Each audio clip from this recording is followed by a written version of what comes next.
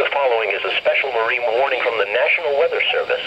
The National Weather Service in Chicago has issued a special marine warning for nearshore waters from Wilmette Harbor to Michigan City, open waters from Winthrop Harbor to Michigan City out to Mid-Lake until 2:45 a.m. At 12:47 a.m., a line of strong thunderstorms were located from 26 nautical miles east of Winthrop Harbor to 60 nautical miles southwest of Calumet Harbor, moving east at 40 knots. Hazard, wind gust 34 knots or greater. Source, radar indicated. Impact, overturned and capsized boats. These strong thunderstorms will be near Calumet Harbor around 12:55 a.m. Mariners can expect wind gusts 34 knots or greater, high waves, dangerous lightning, and heavy rains. Boaters should seek safe harbor immediately until these storms pass.